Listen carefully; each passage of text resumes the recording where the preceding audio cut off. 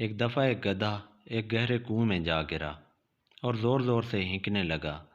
گدھے کا مالک کسان تھا جو کنویں کے کنارے پہ کھڑا اسے بچانے کی ترکیبیں سوچ رہا تھا۔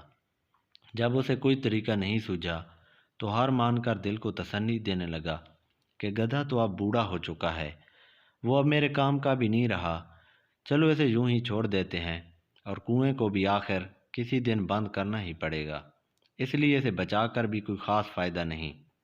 یہ سوچ کر اس نے اپنے پڑوسیوں کی مدد لی اور کنواں بھرنا شروع کر دیا۔ سب کے ہاتھ میں ایک ایک پھاوڑا تھا، جیسے وہ مٹی، بجری اور کوڑا کرکٹ کنویں میں ڈال رہے تھے۔ گدھا اس صورتحال سے بہت پریشان ہوا، اس نے اور تیز آواز نکالنی شروع کر دی۔ کچھ ہی لمحے بعد گدھا بالکل خاموش ہو گیا۔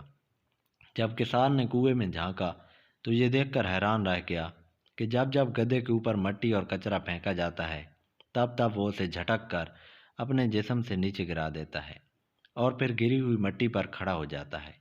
یہ سلسلہ کافی دیر تک چلتا رہا۔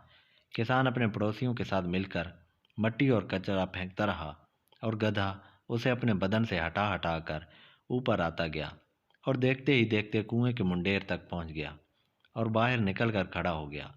یہ منظر دیکھ کر کسان اور اس کے پڑوسی سکتے میں پڑ گئے۔ ان کی حیرانی قابل دید تھی۔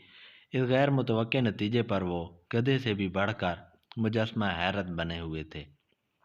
زندگی میں ہمارے ساتھ بھی ایسے واقعات رونما ہو سکتے ہیں کہ ہمارے اوپر کچرا اچھالا جائے، ہماری کردار کشی کی جائے، لیکن گندگی کے اس گڑھے سے بچنے کا طریقہ یہ نہیں کہ ہم ان غلاظتوں کی تہہ میں دفن ہو کر رہ جائیں، بلکہ ہمیں بھی ان بیکار چیزوں کو شانہ اچک کر نیچے گراتے ہوئے اوپر کی طرف اور آگے کی طرف بڑھنا چاہیے۔